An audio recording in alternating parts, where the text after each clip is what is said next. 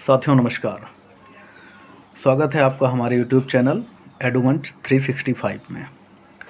आज हम लोग शुरुआत करते हैं 1773 के रेगुलेटिंग एक्ट से लेकर 1935 का जो भारत शासन अधिनियम था, यहाँ तक के जितने भी रेगुलेटिंग एक्ट आए, अधिनियम आए, चार्टर एक्ट आए, इन सब के बारे में आज हम जानकारी हासिल करते हैं। चलिए शुरुआत करते हैं। सबसे पहले 1773 का जो रेगुलेटिंग एक्ट था, इसकी प्रमुख विशेषताएँ क्या थी? इसकी जो प्रमुख विशेषताएं थी उसमें फर्स्ट था कि रेगुलेटिंग एक्ट 1773 के द्वारा ईस्ट इंडिया कंपनी पर ब्रिटिश संसद का पहला प्रत्यक्ष नियंत्रण हो गया। और दूसरा है कि बंगाल के अब गवर्नर को गवर्नर जनरल ऑफ बंगाल बनाया गया। और इसके पहले जो है गवर्नर जनरल ऑफ बंगाल जो है केवल बंगाल का गवर्नर होता था, लेकिन अब उसका नाम बदलकर गवर्नर जनरल ऑफ बंगाल बनाया गया। और तीसरा है वारेन हेस्टिंग इसके पहले गवर्नर जनरल बने। अच्छा, आप इस पर हमें कमेंट पे ये बता सकते हैं कि वारेन हेस्टिंग जो है पहले गवर्नर जनरल बने थे बंगाल के, और इससे पहले इनके पूर्व में जब बंगाल का गवर्नर होता तो बंगाल का गवर्नर कौन था इनसे पहले? अंतिम बंगाल का गवर्नर कौन था, ये आप इसमें कमेंट करके हमें बताएं। उसके बाद आता है एक नेक्स्ट पॉइंट है, उसके लिए 4 सदस्यीय परिषद बनाई गई। किसके लिए? जो गवर्नर जनरल ऑफ बंगाल था तो उसके लिए 4 सदस्यीय एक परिषद का भी गठन किया गया, यही 1773 के रेगुलेटिंग एक्ट के द्वारा। और क्या हुआ कि कलकत्ता में 1774 में सुप्रीम कोर्ट की स्थापना हो गई, और वो स्थापना भी यही 1773 के रेगुलेटिंग एक्ट के द्वारा की गई थी। मद्रास व बम्बई प्रेसिडेंसी को बंगाल के अधीन किया गया। अब बंगाल एक बड़ी प्रेसिडेंसी बन गई, और इस प्रेसिडेंसी के अधीन जो है मद्रास प्रेसिडेंसी और बम्बई प्रेसिडेंसी, इन दोनों को उठा के इसी के अधीन कर दिया गया। अब सर्वे सर्वा एक तरह से इन 3 जो प्रेसिडेंसियाँ थी, इनमें मेन जो है कलकत्ता ही होगी प्रेसिडेंसी। अब इसके अधीन ये दोनों प्रेसिडेंसी काम करने लग गई। नेक्स्ट पॉइंट है कि कंपनी अधिकारियों के निजी व्यापार पर रोक। इसमें क्या होता था पहले कि कंपनी के जो अधिकारी होते थे वो अपना खुद का भी एक प्राइवेट अपना बिजनेस भी किया करते थे उसी के माध्यम से, तो उस पर जो है जो उनका निजी व्यापार था उस पर रोक लगा दिया गया कि अगर कंपनी का अधिकारी है तो कंपनी के लिए ही केवल काम करेगा, वो अपना पर्सनल खुद का कोई व्यापार नहीं कर सकता था, कंपनी से इस तरह के लाभ नहीं ले सकता था कि वो अपना निजी फ़ायदा उठाए। इसका परिणाम क्या हो गया? परिणाम हुआ कि केंद्रीकृत प्रशासन की शुरुआत हुई। इसके तहत जो है पहले जो वो एक अलग अलग सारी प्रेसिडेंसियाँ थी वो अपना अपना काम कर रही थी, तो अब एक सेंट्रल बॉडी बना दी गई इसको। कलकत्ता जो प्रेसिडेंसी थी इसको जो है एक मेन बॉडी बना दिया गया, तो केंद्रीकृत प्रशासन की अब शुरुआत हो जाती है यहाँ से। और दूसरा है कि ब्रिटिश संसद के हस्तक्षेप का ये पहला कदम था। यहाँ से अब ब्रिटिश संसद के हस्तक्षेप की शुरुआत भी हो जाती है। चलिए नेक्स्ट है आपका दूसरा आते हैं तो पिट्स इंडिया एक्ट, ये लाया गया था 1784 में। पिट्स इंडिया एक्ट जो है ये 1784 में आया, और इसकी जो प्रमुख विशेषताएं रही हैं, तो इसकी प्रमुख विशेषताएं हैं कि कंपनी और ब्रिटिश सरकार के बीच डुअल कंट्रोल सिस्टम स्थापित हुआ। तो ईस्ट इंडिया कंपनी और ब्रिटिश सरकार जो थी इनके बीच में अब दोनों का कंट्रोल सिस्टम इसमें हो गया जाके। और जो नेक्स्ट पॉइंट है कि इंग्लैंड में बोर्ड ऑफ कंट्रोल की एक स्थापना की गई, वहाँ पर इंग्लैंड में एक बोर्ड ऑफ कंट्रोल की स्थापना की गई, ये पिट्स इंडिया एक्ट 1784 के द्वारा। नेक्स्ट पॉइंट है कि कंपनी के राजनीतिक कार्यों पर सरकार का नियंत्रण हो गया। जो कंपनी के पॉलिटिकल वर्क होते थे, जितने भी कार्य होते थे, अब उस पर सरकार का जो है नियंत्रण हो गया सीधे। सरकार मतलब जो इंग्लैंड की सरकार होती थी उसका। नेक्स्ट पॉइंट है कि कोर्ट ऑफ डायरेक्टर्स व्यापारिक कार्य देखता रहा। जो कोर्ट ऑफ डायरेक्टर्स है वो पहले के जैसे अपना व्यापारिक कार्य देखता था, वही देख रहा था पहले से, और वही बाद में भी अपना उसका कार्य बना रहा। इसका जो महत्व रहा है या इसके जो परिणाम रहे हैं वो है कि भारत पर ब्रिटिश सरकार का प्रभाव और बढ़ गया। नेक्स्ट है कंपनी धीरे धीरे सरकार के अधीन होने लगी। ये इसके महत्व हुए। पिट्स इंडिया एक्ट 1784 जो था, इसका जो परिणाम हुआ ये हुआ कि भारत पर ब्रिटिश सरकार का प्रभाव और बढ़ गया और कंपनी धीरे धीरे सरकार के अधीन होने लगी। चलिए तो नेक्स्ट जो चार्टर एक्ट आता है वो आता है 1793 में। 1793 का जो चार्टर एक्ट है, जो 1793 का ये चार्टर एक्ट है, इसकी जो विशेषताएं रही हैं उनमें है कि कंपनी का चार्टर अगले 20 वर्षों के लिए बढ़ाया गया। अब ये जो चार्टर एक्ट आते थे, इनको एक फिक्स कर दिया गया कि अगले 20 साल के बाद जो है जो भी नया चार्टर आएगा तो 20 साल बाद आएगा, ये इसमें फिक्स कर दिया गया। सेकंड पॉइंट है कि गवर्नर जनरल की शक्तियाँ इसमें बढ़ा दी गई कुछ। गवर्नर जनरल की पहले जो कुछ शक्तियाँ सीमित थी उनको थोड़ा सा और स्प्रेड किया गया, बढ़ाया गया कुछ। नेक्स्ट पॉइंट है कि बोर्ड ऑफ कंट्रोल की शक्तियों को वैधानिक मान्यता मिली। अच्छा, पहले बोर्ड ऑफ कंट्रोल जो है उसकी जो शक्तियाँ होती थी वो एक लीगली वो नहीं थी, लेकिन अब इसके तहत जो किया गया चार्टर एक्ट 1793 के तहत ये बोर्ड ऑफ कंट्रोल की शक्तियों को एक वैधानिक मान्यता दे दी गई। और इसका परिणाम क्या हुआ कि 1784 की व्यवस्था को और मजबूत किया गया। जो 1784 का ब्रिटिश इंडिया एक्ट आया था उसकी व्यवस्था जो थी उसको एक तरह से चार्टर एक्ट 1793 के तहत जो है उसको और मजबूत बना दिया गया। इसका परिणाम ये निकला। नेक्स्ट आता है चार्टर एक्ट 1833। 1833 का चार्टर एक्ट है, इसके तहत बंगाल के गवर्नर जनरल को गवर्नर जनरल ऑफ इंडिया बनाया गया। अभी तक जो होता था तो जो बंगाल का गवर्नर जनरल होता था उसको गवर्नर जनरल ऑफ बंगाल कहा जाता था। अब 1833 का जो चार्टर एक्ट आया इसके तहत जो बंगाल का गवर्नर जनरल था उसको पूरा जो है गवर्नर जनरल ऑफ इंडिया कर दिया गया, पूरे भारत का बना दिया गया गवर्नर जनरल उसको कहा गया। सेकंड है लॉर्ड विलियम बेंटिक जो हैं ये पहले गवर्नर जनरल ऑफ इंडिया बने। 1833 में जो लॉर्ड विलियम बेंटिक थे ये पहले गवर्नर जनरल ऑफ इंडिया बने। नेक्स्ट है कंपनी का व्यापारिक कार्यों पर पूर्णतः इसको समाप्त कर दिया गया अधिकार जो था। 1833 के तहत कंपनी का जो अधिकार व्यापारिक कार्यों पर था उसको पूर्णतः समाप्त कर दिया गया। नेक्स्ट है प्रशासन का केंद्रीकरण किया गया। पूरे भारत के लिए एक कानून बनाने की शक्ति जो है इसके तहत दी गई। नेक्स्ट है विधि निर्माण हेतु लॉ मेंबर नियुक्त किया गया। विधि के निर्माण के लिए एक जो लॉ मेंबर हैं इनकी नियुक्ति कर दी गई। नेक्स्ट है सरकारी नौकरियों में समान अवसर का सिद्धांत घोषित किया गया कि अब सरकारी नौकरियों में जो है सबके लिए समान अवसर जो है मिलेंगे। और इसका जो महत्व था या इसका जो परिणाम हुआ वो हुआ जाके अखिल भारतीय प्रशासन की नींव पड़ी। एक पूरे राष्ट्रीय स्तर के जो है या देशव्यापी एक प्रशासन उसकी अब एक शुरुआत हो गई, यहाँ पे नींव पड़ गई। और सेकंड है कंपनी अब केवल प्रशासनिक संस्था बन गई थी। कंपनी अब केवल एक प्रशासनिक संस्था बन गई। इसके तहत ये सब हो रहा था चार्टर एक्ट 1833 के तहत। अब इसके बाद जो आता है नया चार्टर एक्ट आता है 1853 में, क्योंकि 20-20 साल की व्यवस्था बनाई गई थी तो 1793 में जो है इसको 20 सालों के लिए बढ़ाया गया था तो 1813 में आया। फिर वही 20 साल का हुआ 1813 के बाद 1833 में आया और 1833 के बाद अब 20 साल बाद आ रहा है 1853 में। तो जो नया चार्टर एक्ट आ रहा है फिर आ रहा है 1853 में। अच्छा, इसकी जो मेन बातें थी क्या क्या थी, ये था कि फर्स्ट है कंपनी का चार्टर बिना समय सीमा के बढ़ाया गया। इसमें कोई पहले से वो नहीं था लेकिन चार्टर की समय सीमा इसमें अब फिर से बढ़ा दी गई। विधायी और कार्यकारी कार्यों को अलग किया गया। विधायी और कार्यकारी जो थे ये दोनों कार्य अपना अलग अलग सेपरेट कर दिए गए, पहले जैसे नहीं था। नेक्स्ट है लेजिस्लेटिव काउंसिल का विस्तार किया गया।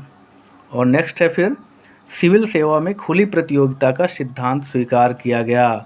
ओपन कंपटीशन की शुरुआत होती है यहाँ से। अब इसमें कोई भी भाग ले सकता था, इंडियन और इंग्लैंड का, ब्रिटेन का, कोई भी अपना भाग ले सकता था। तो 1853 से जो है सिविल सेवा की जो ओपन कंपटीशन था सिविल सेवा का या खुली प्रतियोगिता का, इसको शुरुआत हुई है 1853 के चार्टर एक्ट से। इसका जो महत्व रहा है मेन तो वो हुआ कि आधुनिक सिविल सेवा प्रणाली की नींव पड़ी। यहाँ से 1853 से जो है आधुनिक सिविल सेवा प्रणाली की नींव पड़ जाती है। फिर इसके बाद जो आता है तो गवर्नमेंट ऑफ इंडिया एक्ट नाम से आता है 1858 में। 1858 में गवर्नमेंट ऑफ इंडिया एक्ट आता है। और इससे पहले ही जो विद्रोह हुआ था, एक रिवोल्ट हुआ था, भारत के स्वतंत्रता की जो क्रांति थी ये 1857 में एक भड़की थी और बहुत ज़बरदस्त तरीके से फैली थी क्रांति।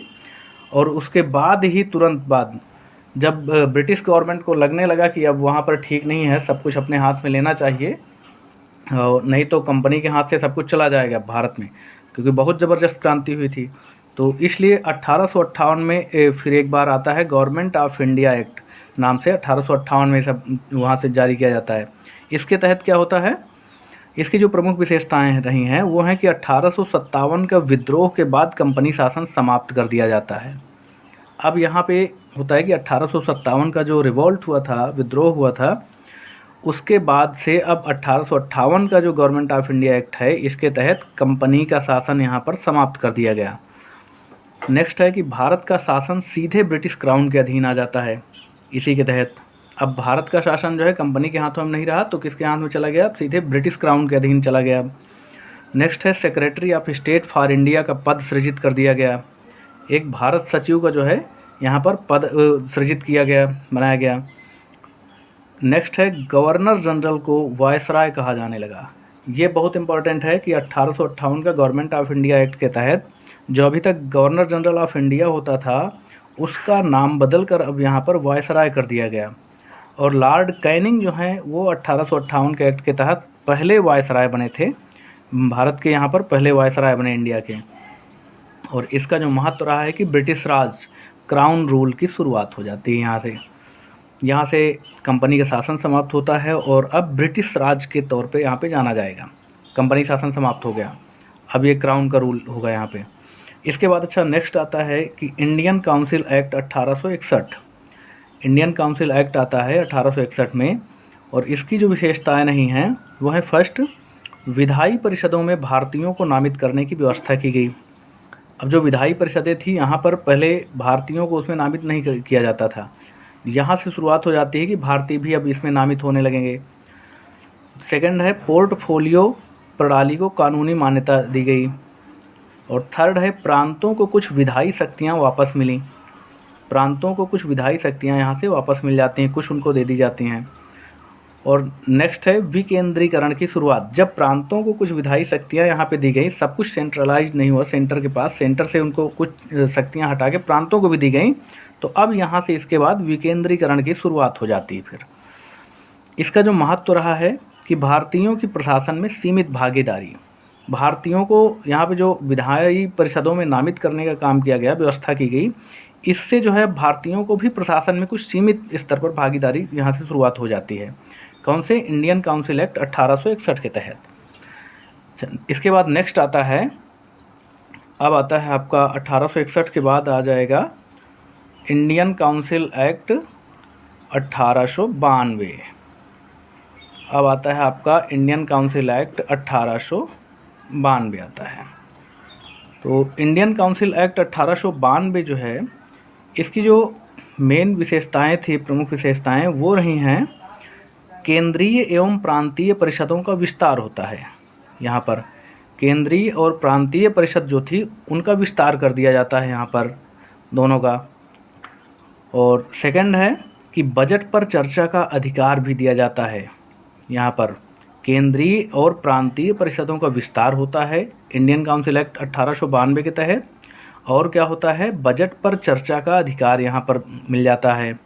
इससे पहले बजट पर चर्चा का अधिकार नहीं होता था भारतीयों को, और यहाँ पर जो है बजट पर चर्चा का अधिकार भी मिल जाता है। और क्या होता है? अप्रत्यक्ष निर्वाचन प्रणाली की शुरुआत हो जाती है। इसको भी ध्यान रखिएगा, ये बहुत इम्पॉर्टेंट है कि अप्रत्यक्ष निर्वाचन प्रणाली की शुरुआत, बजट पर चर्चा का अधिकार, ये इम्पॉर्टेंट है। और ये तो उतना नहीं, केंद्रीय एवं प्रांतीय परिषदों को विस्तार किया जाता है। और इसका जो 1892 का इंडियन काउंसिल एक्ट रहा है, इसका महत्व क्या हुआ? परिणाम क्या निकला कि प्रतिनिधित्व का दायरा बढ़ गया। भारतीयों का जो प्रतिनिधित्व का दायरा बढ़ गया है, क्योंकि अब इनको जो है बजट पर भी चर्चा का अधिकार मिल गया है। इससे पहले इनको अधिकार नहीं था बजट पर बोलने का। अच्छा, इसके बाद नेक्स्ट आता है कि Indian council act 1909। Indian council act 1909 आता है। इसको मार्ले मिंटो सुधार के नाम से भी जाना जाता है। 1909 का जो अधिनियम था, इसको मार्ले मिंटो सुधार भी कहा जाता है। इसकी जो प्रमुख विशेषताएं रही हैं वो है, फर्स्ट है कि पृथक निर्वाचन की शुरुआत होती है यहाँ से, सेपरेट इलेक्टोरेट की शुरुआत हो जाती है यहाँ से, पृथक निर्वाचन की। सेकंड है मुसलमानों को पृथक प्रतिनिधित्व दिया जाता है इसमें। थर्ड है परिषदों में भारतीय सदस्यों की संख्या बढ़ी।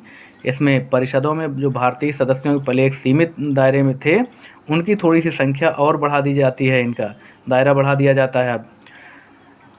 नेक्स्ट है कि कार्यपालिका में भारतीय सदस्य शामिल किए गए। यहाँ से कार्यपालिका में भी अब जो है भारतीय सदस्य शामिल किए जाते हैं, यहाँ से शुरुआत हो जाती है। ये 1909 का जो पार्लियामेंटो सुधार है ये इम्पॉर्टेंट है, बहुत इम्पॉर्टेंट है, इसको एकदम तैयार करके रखिए। 1909 है, 1919 है, 1935, सबसे ज़्यादा 1935 का महत्व है। सबसे ज़्यादा क्वेश्चन अगर बनते हैं तो 1935 से बनते हैं। 1909, 1919 ये भी इम्पॉर्टेंट है, इसलिए इनको बहुत ध्यान से देखिएगा। 1909 का जो ये विशेषताएं आपने देख लिया है। अब इसका जो परिणाम हुआ वो क्या निकला? परिणाम इसका निकल कर आया कि सांप्रदायिक राजनीति की शुरुआत हो जाती है। यहाँ से सांप्रदायिक राजनीति की शुरुआत कैसे हो जाती है? पृथक निर्वाचन की शुरुआत यहाँ पर कर दिया जाता है। दूसरा है कि मुसलमानों को पृथक जो है प्रतिनिधित्व दे दिया जाता है। तो यहाँ पे संप्रदायवाद की अपनी एक राजनीति की शुरुआत हो जाती है, अलग अलग संप्रदायों का अपना एक दे दिया जाता है उनको प्रतिनिधित्व। तो फिर यहाँ से शुरुआत इसीलिए हो जाती है कि मुस्लिमों को यहाँ पर पृथक जो प्रतिनिधित्व दे दिया गया, इसलिए यह चीज़ निकल कर आई कि सांप्रदायिक राजनीति की यहाँ से शुरुआत होती है। इसके बाद आता है 1909 के बाद आता है आपका नेक्स्ट है कि government of India act 1919।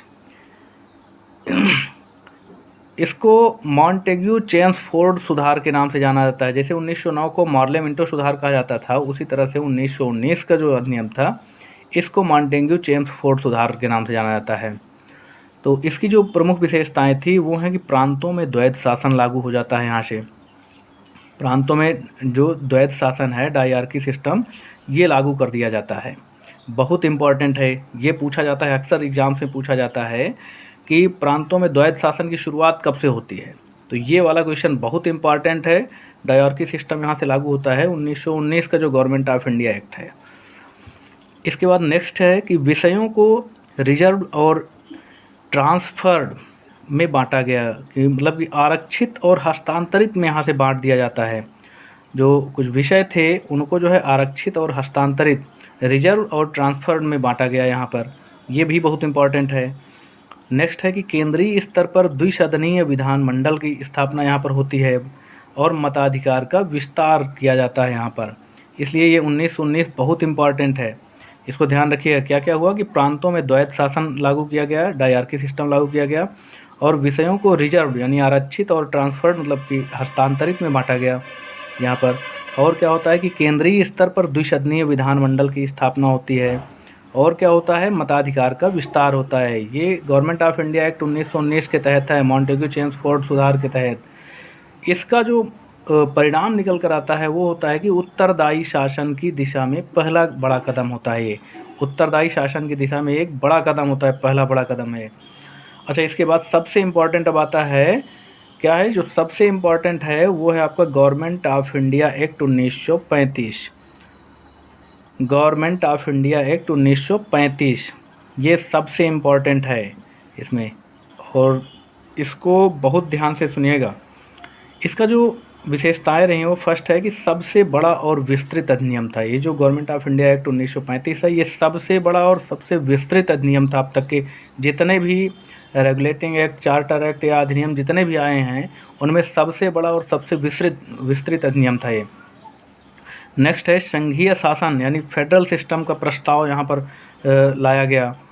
Next है कि प्रांतीय स्वायत्तता लागू की गई, प्रोविंशियल ऑटोनॉमी इसमें लागू की गई। प्रांतों में डायआर्की समाप्त कर दी गई। जो प्रांतों में द्वैध शासन लागू किया गया था 1919 का जो एक्ट था उसके तहत, उसको यहाँ पर 1935 में आकर समाप्त कर दिया गया। नेक्स्ट है कि केंद्र में डायआर्की का प्रावधान व्यवहार में लागू नहीं हुआ। ये यहाँ पर होता है, देखिए बड़ा एक वो है कि सेंट्रल में जो है जो द्वैध शासन का प्रावधान था वो व्यवहार में लागू नहीं हो पाया इसमें। नेक्स्ट है संघीय न्यायालय, एक जो फेडरल कोर्ट की यहाँ पर स्थापना की गई है। संघीय न्यायालय की स्थापना 1935 में होती है आके। और एक फिर अच्छा, वैसे तो जो एक न्यायालय की स्थापना की गई थी कलकत्ता में 1774 में जो सुप्रीम कोर्ट की स्थापना हुई थी वो हुआ था 1773 का रेगुलेटिंग एक्ट के तहत। लेकिन यहाँ पर जो है ये संघीय न्यायालय की बात कर रहा है, फेडरल कोर्ट की बात कर रहा है, जो कि पूरे एक देश के स्तर पर लागू होना था। तो ये एक संघीय न्यायालय की स्थापना होती है आके गवर्नमेंट ऑफ इंडिया एक्ट 1935 के तहत। अच्छा, नेक्स्ट पॉइंट है कि संघीय, प्रांतीय एवं समवर्ती सूची का प्रावधान यहाँ पर होता है। तो ये जो सूचियाँ थी इनका भी इसमें प्रावधान किया गया।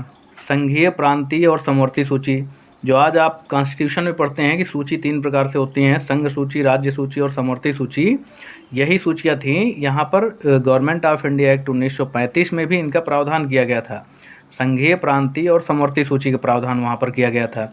नेक्स्ट है कि भारतीय रिजर्व बैंक की स्थापना का ये आधार बना 1935 का जो भारत शासन अधिनियम था, यही आधार का काम करता है जो भारतीय रिजर्व बैंक की स्थापना हुई, यहाँ से इसका आधार बेस बनाया गया था, यही से वो होती है इसकी। नेक्स्ट है कि निर्वाचन व्यवस्था का विस्तार किया गया और इसका जो परिणाम निकल कर आया वो आया कि भारतीय संविधान का ये प्रमुख स्रोत बना।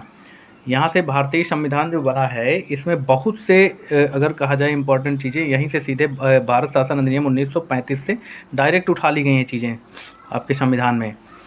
नेक्स्ट है कि स्वतंत्र भारत के संविधान निर्माताओं ने कई प्रावधान यहीं से लिए। वही चीज़ है कि कई प्रावधान भारत शासन अधिनियम 1935 से सीधे जो संविधान निर्माता थे हमारे, उन्होंने भारतीय संविधान में यहीं 1935 के अधिनियम से उठाकर सीधे लागू किए हैं।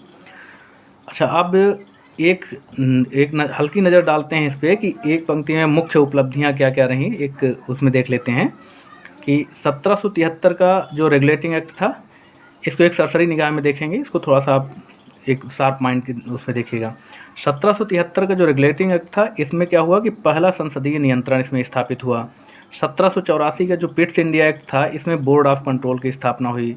1793 का जो चार्टर एक्ट था, इसमें 1784 की व्यवस्था को मजबूत किया गया। 1813 का जो चार्टर एक्ट था, उसमें व्यापारिक एकाधिकार समाप्त कर दिया गया कंपनी के अधिकारियों का।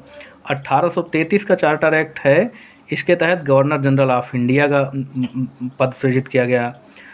1853 का चार्टर एक्ट है, इसके तहत जो है खुली प्रतियोगिता परीक्षा कराई गई ये सिविल सेवा की। 1858 का गवर्नमेंट ऑफ इंडिया एक्ट, इसके द्वारा जो है क्राउन का शासन सीधे लागू हुआ यहाँ पर। 1861 का जो काउंसिल एक्ट है, इसमें भारतीय सदस्य नामित किए गए। 1892 का काउंसिल एक्ट के तहत बजट पर चर्चा का अधिकार मिला। 1909 का जो काउंसिल एक्ट है, इसमें पृथक निर्वाचन की शुरुआत हुई। और 1919 का गवर्नमेंट ऑफ इंडिया एक्ट, इसके तहत द्वैध शासन डायरकी सिस्टम लागू हुआ। और 1935 का जो गवर्नमेंट ऑफ इंडिया एक्ट है, इसके तहत प्रांतीय स्वायत्तता जो है ये लागू की गई। अच्छा, और इसमें कुछ ध्यान रखने योग्य जो है महत्वपूर्ण बातें हैं कि 1773 से 1833 तक के अधिनियमों को कंपनी के संवैधानिक अधिनियम कहा जाता है। 1773 से 1833 तक के अधिनियमों को कंपनी के संवैधानिक अधिनियम कहा जाता है। फिर है कि 1858 के बाद के जो अधिनियम आए हैं, उनको भारत शासन अधिनियम कहा जाता है। 1858 के जो बाद में जो अधिनियम लाए गए हैं, उनको भारत शासन अधिनियम कहा जाता है। और 1935 का अधिनियम ब्रिटिश काल का सबसे बड़ा अधिनियम था। 1935 का जो अधिनियम लाया गया, ये ब्रिटिश काल का सबसे बड़ा अधिनियम था। और है कि भारतीय संविधान में संघीय प्रणाली, प्रांतीय स्वायत्तता, समवर्ती सूची, आरबीआई आदि की जड़ें 1935 के अधिनियम में ही हैं। चलिए दोस्तों, मिलते हैं अब नेक्स्ट वीडियो में, ठीक है। तब तक आप अच्छे से अपनी तैयारी करते रहें। जिस भी एग्ज़ाम की प्रिपरेशन आप कर रहे हो, बहुत बढ़िया से मेहनत करें, लगन के साथ, उसमें ईमानदारी के साथ पूरी। और अपना सब कुछ छोड़कर केवल अगर पढ़ाई का काम आप कर रहे हैं, तैयारी कर रहे हैं गवर्नमेंट जॉब के लिए, तो